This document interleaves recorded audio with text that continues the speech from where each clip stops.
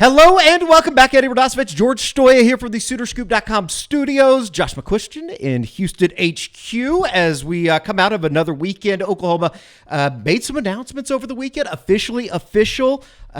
Nate Dreiling headed to Oklahoma. Wes Goodwin headed to Oklahoma. Now, Nate Dreiling will be a part of the, on-field staff, inside linebackers coach coming over from Arkansas State, where he was previously named the defense coordinator on January 2nd. And then Wes Goodwin coming to join the, program as an analyst, George. But good to finally get that news. Also coinciding with that announcement on Saturday, Brent Venables announces he will be taking the reins of the defense. He'll be calling the plays on at the beginning, for the 2025 season. We've talked about this kind of in depth and all, sides of it. But now that it's out there officially, we have a good idea of what the staff's going to look like going into the spring.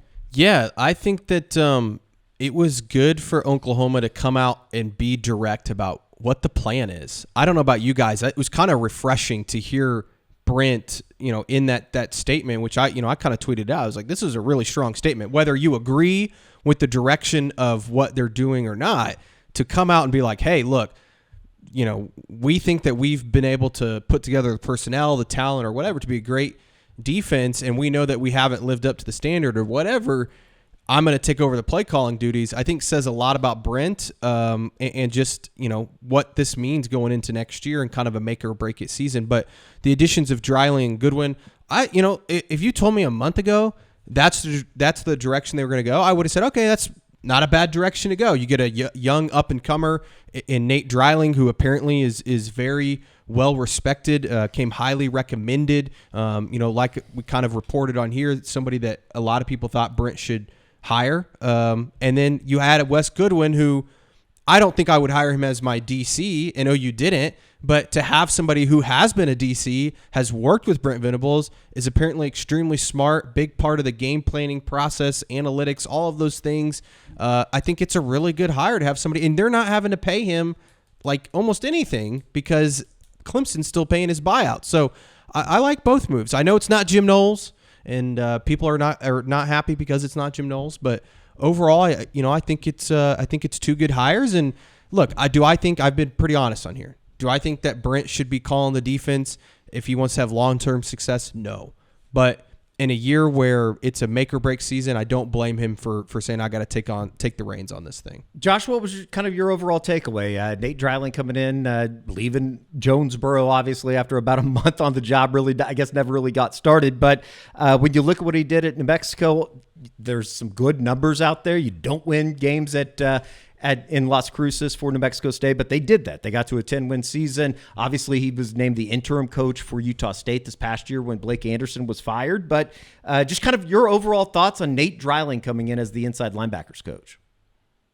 Yeah, he's one of those guys kind of got an interesting background. I mean, like you look at some of the guys he's worked under, that would be of interest to Oklahoma fans and me from a recruiting perspective. This is a guy that worked under Mario Cristobal at Oregon. Like Mario Cristobal, if there's any coach in the country that takes recruiting as seriously as I feel like it should be taken, it's Mario Cristobal. Now, he's got shortcomings in other areas, but he is definitely a dogged recruiter. He gets it. Now, again, he was just an analyst at that point in time, so I'm not trying to say like he had a big role in that staff. He also worked for David Beatty at Kansas, who, for those that don't really remember, David Beatty, very well connected, very well respected in the Texas high school football ranks, and he was a GA at that time. So, again, he has some connections to some things that I'm like, okay, that kind of makes sense at a bigger school level. Now, at the smaller school level, when you look at the production of its players, I think it's pretty impressive. Like I've quoted that stat, when we broke the news on this hire, I mentioned the jump that they'd made at New Mexico State from the year before he arrived at 129 in SP plus to 43 in his first year. I mean, that's huge. That's something you don't see very often. So I think there's some good stuff there. The Wes Goodwin thing, I'm kind of like George. Like, I don't understand some of the frustration about this. Like, you're getting him for cheap. He's a guy that Brent Venables has worked with, clearly had a lot of respect for, because we've talked about it before. In a perfect world, he's Oklahoma's first defensive coordinator under Brent Venables. That's what they wanted that to be. So I think when you look at, okay, he's coming cheap, he's not going to be running the defense. I get the questions. Like, Clemson's defense was taking a gradual step back kind of year over year over year. And so I get that. Like if he'd been the DC hire, I'd be with a lot of people and say, I don't love that. But for what he's coming in and being asked to do, I think he makes a ton of sense. And again, this is a guy that has been around recruiting at a very high level. Now, he can't get on the road, and we're going to talk about some of that stuff. But I do like the basic idea of these two guys. I'll never be the guy that loves that Brent Venables is running the defense, but like George, I understand in this very tight window, this very specific scenario, I can get how they've fallen into this place. It's going to be interesting to see how this whole thing works out. When we talk about Wes Goodwin coming in, obviously, I think there will be some questions about what he can and can't do right, being on not technically the staff, but as a senior analyst or advisor, whatever you want to call it. I think it's an analyst is what we're calling it. But he can't go out and recruit, right? That would be Correct. Nick Dreiling doing all the outside recruiting. But he can help when guys come to campus. Yeah, and he can help evaluate talent. And that's what I was going to kick it to you, Josh, is I don't know what he's like as a recruiter, and I'm not sure it really matters in the position that he's in at Oklahoma, but I do think that they could trust him to turn on some tape, some high school tape, and say, is this kid worth an offer? Is this kid worth going after and recruiting? That was kind of my impression from people I talked to, again, prior to, I guess, back when Brent first arrived. And that kind of rumor was out there that OU, kind of wanted to bring him along.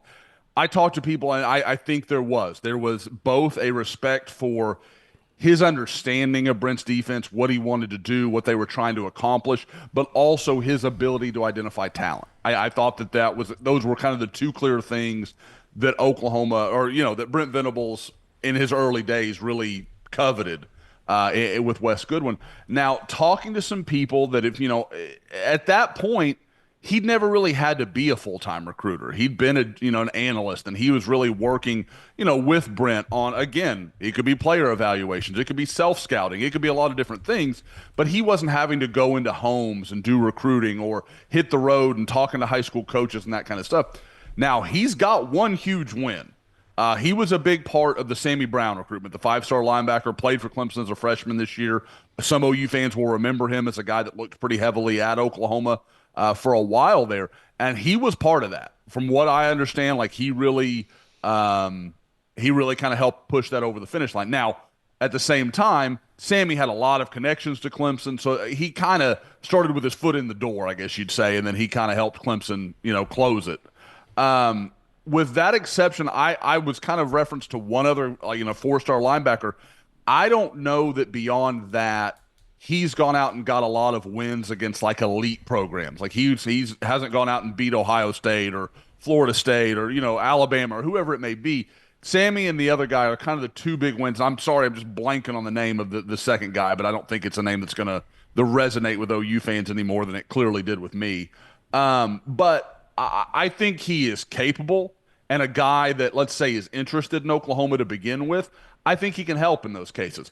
I don't know that he's a guy that's going to go reel in somebody that nobody saw coming kind of thing. I don't think he's that level of recruiter, but I do think he has a use. And again, saying, another guy that worked at Clemson has a lot of connection to that program, that has currency with a lot of these guys, especially as much as OU, we know, wants to recruit the Southeast.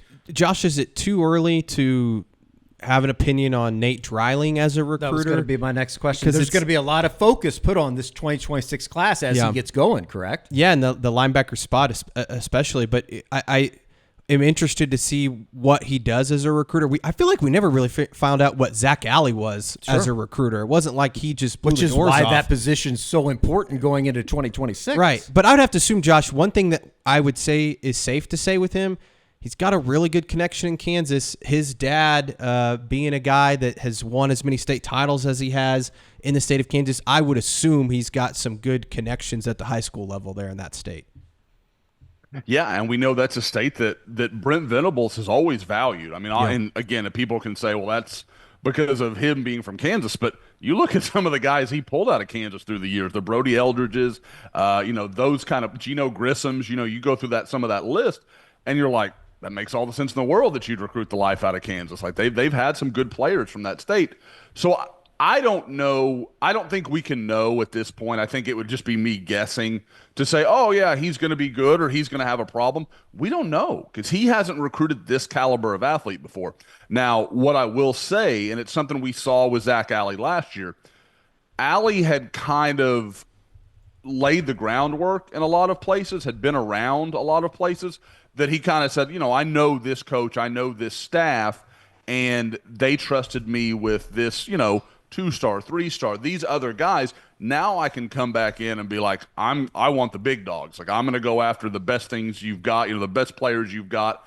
I want all of them. And that got him some early bounce. He had some, some credibility with those coaching staffs. Now, nothing materialized from it. Obviously, Oklahoma landed one linebacker, and that was Marcus James, a guy that I think, any of the three of us, if we were OU's linebackers coach, we probably land Marcus James last year. So I'm not going to say Zach Alley's a huge loss or anything like that because I just don't know. It was really kind of an open book on what he was as a recruiter.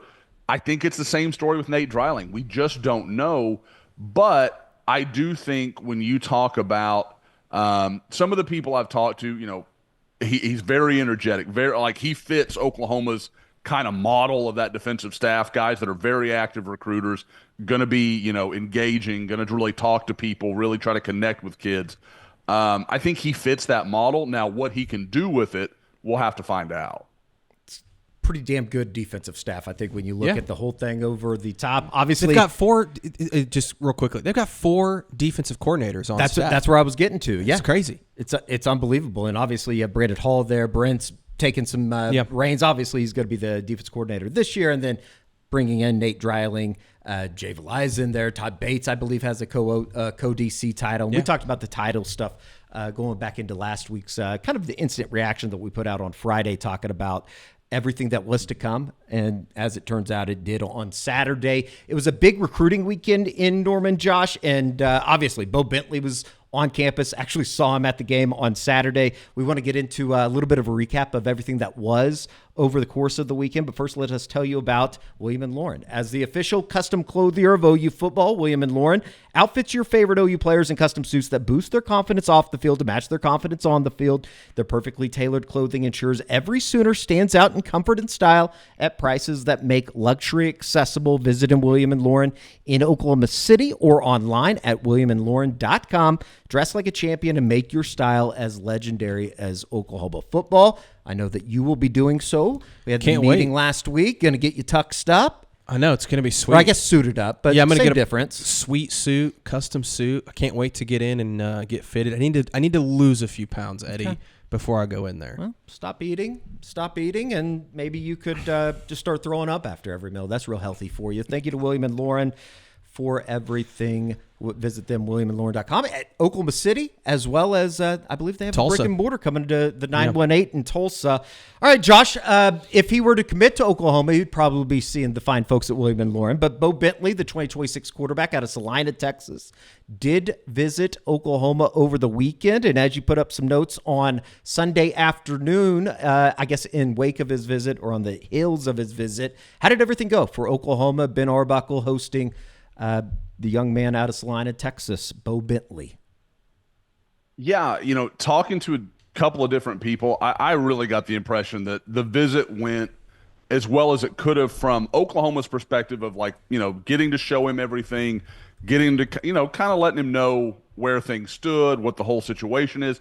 At the same time, I think Oklahoma felt really comfortable with him. I think he was pretty direct about, kind of what his plans were, what he's thinking. I think everybody, it was just a good chance to kind of grow that relationship and kind of further where they are. I would say the biggest thing that I kind of came away with is I thought Oklahoma was very I know people, when some of the talk started with the offer, and then, we had talked last week, guys, about how sincere we thought that offer was. It wasn't just kind of a token thing, and it wasn't a backup plan, but somebody that Oklahoma really did covet. At the same time, I think a lot of people thought, well, okay, so that means he's just going to commit, because I think it's pretty well known Bowe Bentley has owned to being kind of an OU fan. At the same time, he's kind of taken off. I mean, we saw Ohio State offer him in the midweek. He's starting to see his recruiting really take off. I've heard from a few people at Salina that there is a good possibility some more big offers could come in over the next few weeks. So I think the expectations maybe weren't quite on the timeline that I think OU and Bentley are looking at. I still think Oklahoma's going to push hard for Bentley. I still think Oklahoma's in a great spot with Bentley. Wouldn't shock me at all if he's back for spring practice, for the spring game, something along those lines. At the same time, I think he wants to take some visits. He wants to see these other schools and then kind of see what's really available, because really over the last 3 weeks, his recruiting world has kind of gone from, really good regional recruit to, he's got national options. I was going to say, it seems like here over the last week and a half since Oklahoma offered, I guess about 2 weeks ago, you throw in Ohio State, you throw in Oklahoma State. It seemed like since Oklahoma, there's been a bevy of suitors that have come in for Bowe Bentley, and I would imagine that's only going to increase here as his name gets out more. Absolutely. I mean, you throw Florida State in that ring as well. I think they offered maybe the day after Oklahoma did. So you're seeing that start to pick up. And again, I thought that a lot, from some of the conversations I had, it sounded like he really impressed Oklahoma, because it's not like Oklahoma's got a long track record with this guy. They don't know him well. Ben Arbuckle, again, staff still getting a feel for Ben Arbuckle and what he's looking for and all those kind of things. So I think there's a lot of, kind of balls in the air in this situation. But as everybody started to be around each other, starting to kind of figure it out, I think he impressed everybody with just like kind of his, maturity, the way he handled everything. There was no, a lot of times guys like this, it's like, well, why weren't you in on me earlier? Or what, there was none of that. Like, it wasn't that feel at all. So I think he really is in a good spot. And again, guys, when I talk about it, when you look at what Ben Arbuckle did with John Mateer and some of the other things he's done through the years, this guy, you watch his tape and you're like, he fits that style of offense nearly to a T. Josh, has there been any more clarity on OU's front or Bentley's front on taking 2 quarterbacks, whether is that the plan, I guess, for OU? And how does Bentley feel about that? My impression, I think it's I think we're seeing it settle in a little bit into, if it needs to be 2 quarterbacks, it can be 2 quarterbacks. Like, I don't think that's a prohibitive problem, really, maybe for any of the 3 parties involved with Jaden O'Neal, Bowe Bentley, and Oklahoma itself. That's kind of my impression. Now, do I think it's going to work out that well? We've talked about that. I don't think it will. I think these things will work themselves out over time. But we'll see. Like, I definitely don't feel like there's anybody that's drawn this line in the sand that's like, OU says, oh, no, we can't take 2. Or the quarterback's like, well, I absolutely won't be part of that. So I think it's just going to have to see.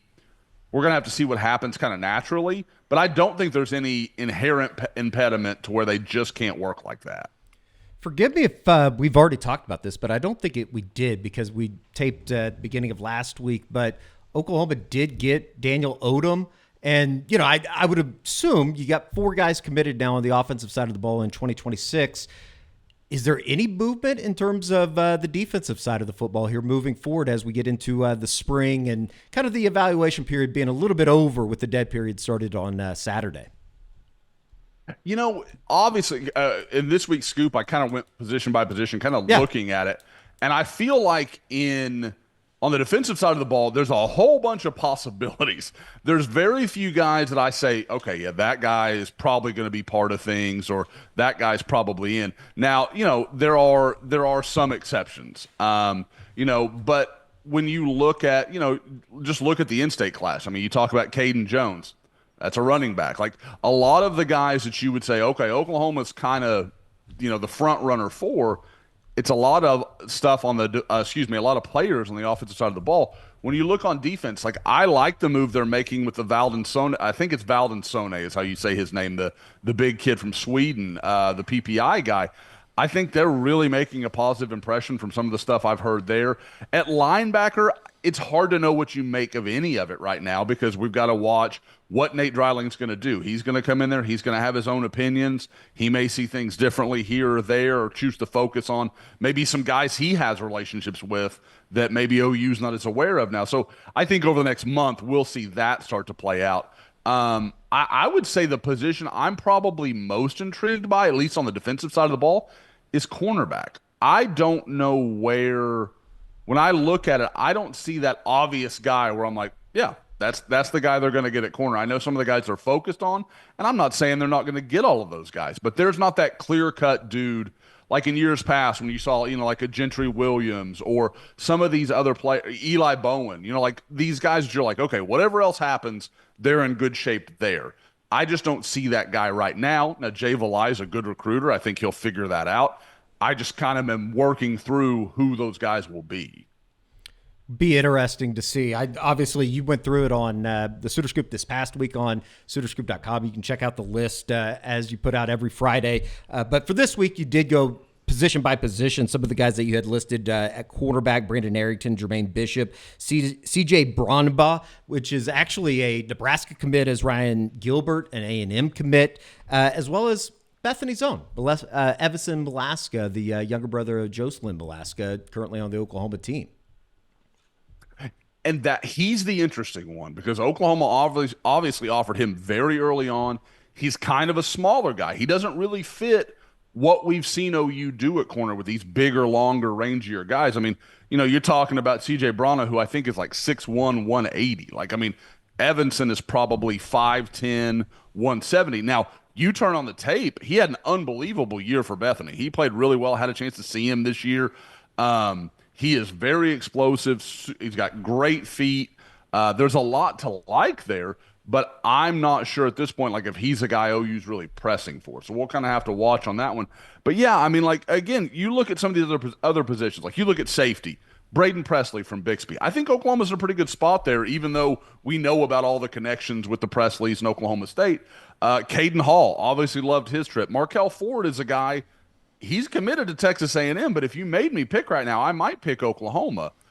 You look on the defensive line, you got KJ Ford from Duncanville that I think Oklahoma's in really good shape with. So there's some guys where I can't say I would pick them right now, but I think OU's in a good position. At corner, you just look at it. Brandon Arrington, he's come out and said Texas A&M's a leader. Jermaine Bishop, when I went to his game and he knew I was coming, he's wearing Texas gloves. That's not usually a great sign of what's happening. So you got to watch that. Now, Ryan Gilbert, another A&M commitment. I think that's kind of an interesting situation where I think Oklahoma has made some positive strides there. So, again, this isn't like an alarm thing. There's a lot of time. Corner is – if you're going to be lost at a position right now, corner's not the one I'm mad about at this point. You've got time to find those guys. There's a lot of good corners that can play at the level you need.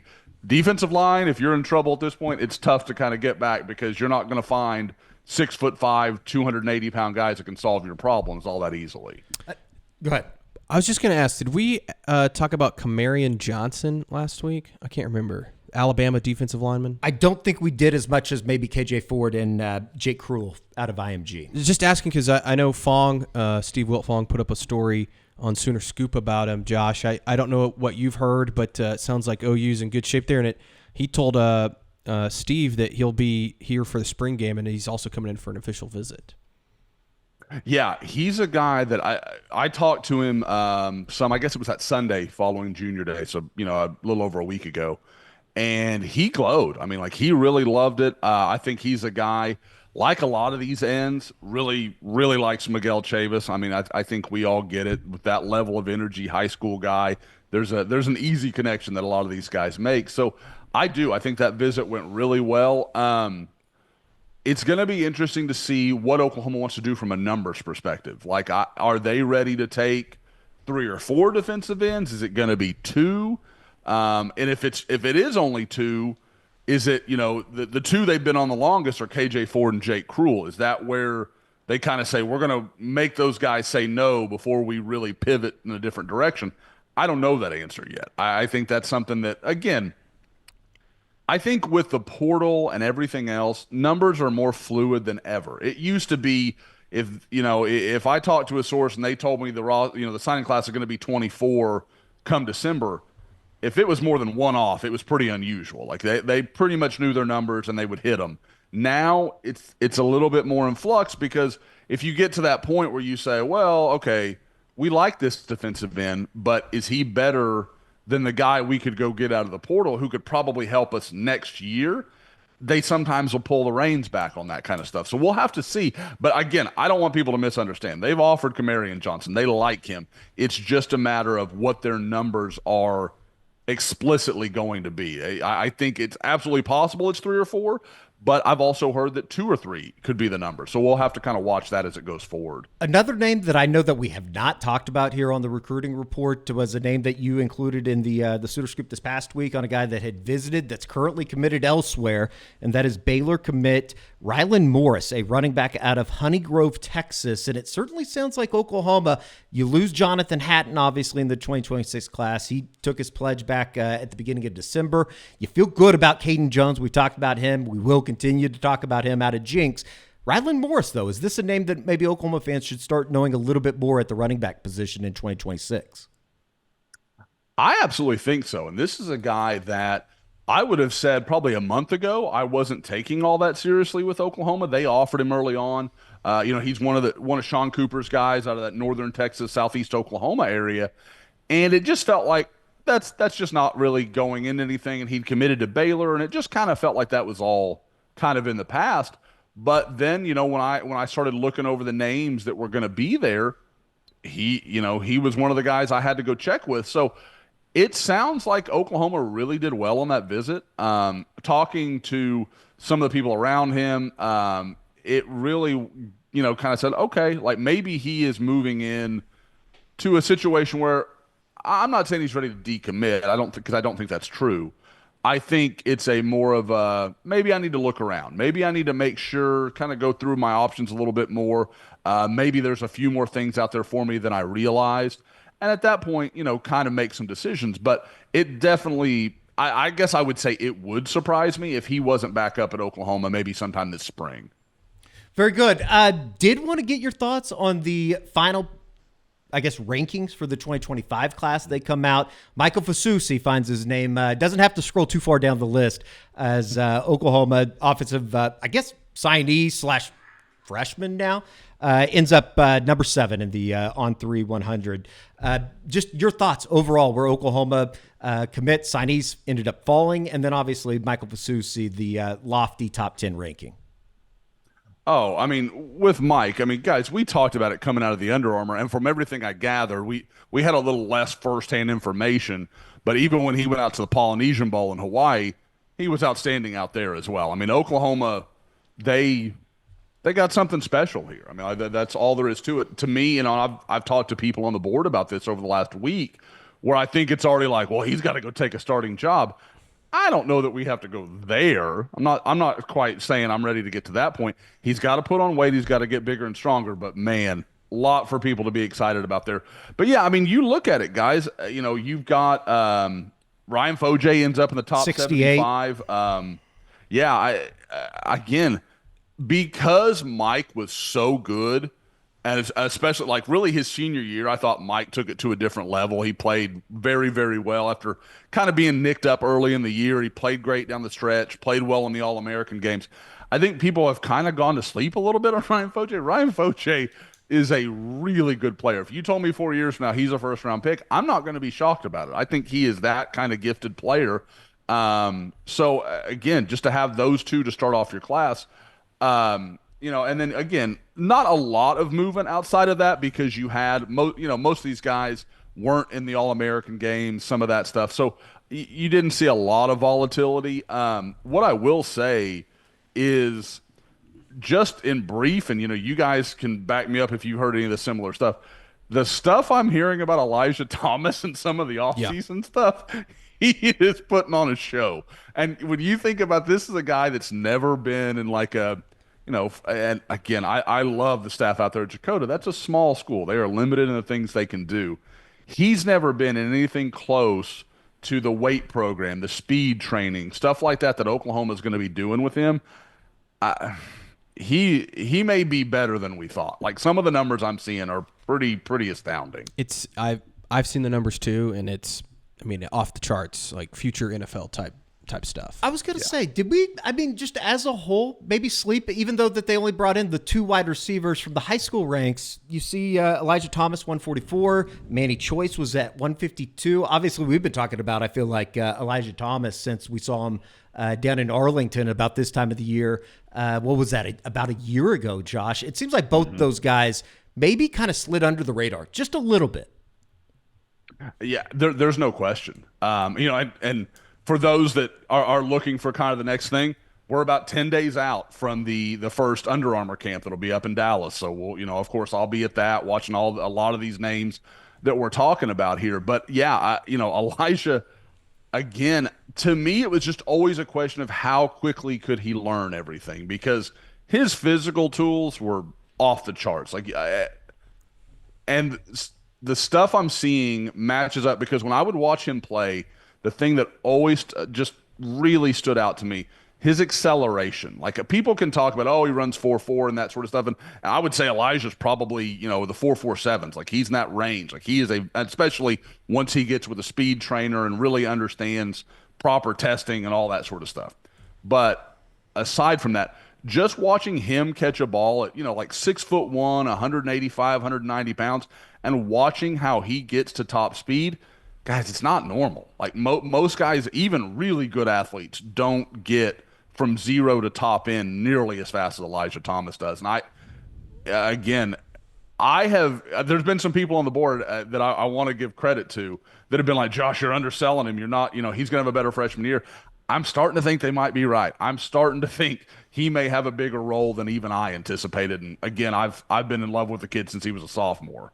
A number of other Sooners in there, goes all the way out to 300. Marcus Wimberly at 209, Trent Wilson at 216, Tredae Washington checks in at 266. I believe Tristan Haynes is in there as well. I think I just skipped over his name. Pretty good, all in all. Obviously, when you look at the numbers and where this 2025 class ended up ranking, Josh, I know that you're going to look at, or I think everybody's going to look at the class and where it stands in the SEC, and you're going to see not so high of a number. I believe it was 9th when it was all said and done, but still a top 20 class. Any bigger takeaway, just as these guys kind of get their, for the most part, get their careers underway? We'll be seeing them here in spring ball here before too long. Obviously, you'd like a little more star power. You'd like to have held on, to Cortez Mills, Floyd Boucard. That's the thing. Like, I think that's got to be understandably frustrating for OU fans, is it was so close to hitting all your needs. We talked for years about, like, the offensive line class. This class has got to hit. It's got to hit. It hit. Like, they did everything you could have asked them to do. It's a really good group. You might have 4 starters and maybe, multiple high-end NFL draft picks. Like that's in the cards for that group of 4. So, okay, great. Then again, Trent Wilson, you mentioned him, Eddie, at like 216. I think he is a potentially like better Grayson Halton. That's kind of how I see him. So again, you talk about that. Okay, great. That's a great start. But it's just missing the depth a little bit. Like I was talking with some people on the board about this. You look at the rankings, and there were some people like, oh, on 3 kind of undervaluing, which is just a constant conversation in my life. It's whatever network we're associated with, that's just part of the game for me. When you look at it, on 3, I want to say was number 1 or number 2 for like 8 of the 11 guys that have a top 250 ranking in any of the 4 networks. You look at the bottom of the class, and On 3 is the lowest ranking for several of those guys. So I think if you want to look at it that way, On 3 really likes the top end of that class, maybe has some questions about the lower half of that class. So that's something where, you talk about, competitive depth and all those things that we talk about. I'm not saying those guys can't be good players, because there's several in there that I think really do have high upsides. I think we're low on a Marion Robinson. I think he's going to be an outstanding player. It's a good example. But there are some guys where I'm like, okay, let's see what happens when they get there. But in general, again, they hit their biggest need. They, there is, like I said, there's stuff to buy into. There's reason you can believe that this class can be good. It can be a good piece. but now they've got to get on the field, play well, and make sure that this 2026 class starts trending back in the right direction. Here's the crazy thing, and I think it was kind of lost on me until Carrie mentioned it. National Signing Day's Wednesday. I don't think anybody really necessarily cares because of everything in the expedited process of signing in December. Almost everybody's already on the campus of where they're going to be headed. Is there anything out there going into Wednesday that it would, I guess I'll put it this way. It would be a major shock if Oklahoma ended up signing somebody on Wednesday. It would be a huge shock, guys. The major move-ins that we're expecting in February are Wes Goodwin and Nate Dreiling. Sure. That's the big moves that Oklahoma's going to make. But yeah, I mean that's where it is. And Eddie, guy, I think recruiting all the time, and literally until you said that, I was like, oh God, that's right. Like I googled and it. Normally in February, I'd be like, I've got 20 stories I got to pound out, and I got all this stuff I got to do, and make sure we're organized and ready. And now I'm like, I mean, we could do some stuff, but it's going to seem so stupid when Oklahoma doesn't even have like a signing day press conference to announce one guy they happen to sign. Sure. It's just kind of crazy how this whole thing works now. I mean, I'm just looking at the list of like even the top 300. I don't think there is anybody, if I'm just scrolling through this thing, I don't think there's one, Tristan Tia, he didn't sign. There are not a whole lot of guys in the top 100 right now that are not committed and or signed to the school that they'll be headed to. And like I said, a lot of those guys already have started. Ty Haywood would be one of those guys. Yeah. Where's he going?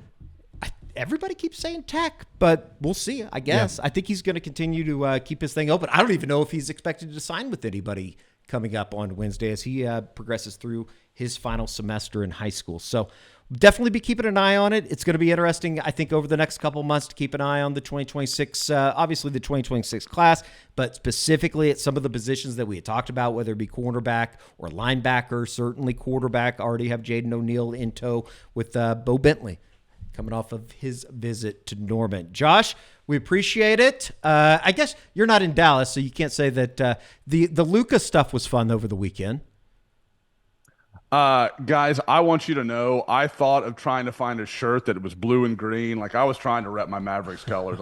I'm just so excited for the future of that franchise. I couldn't have happened to just a better group. I'm really broken up about it. Same city that's responsible for the death of a president, you know? That's true. Fact and fact, George. All right, for Josh, George, I'm Eddie. We'll see you right back here on the SoonerScoop.com YouTube channel.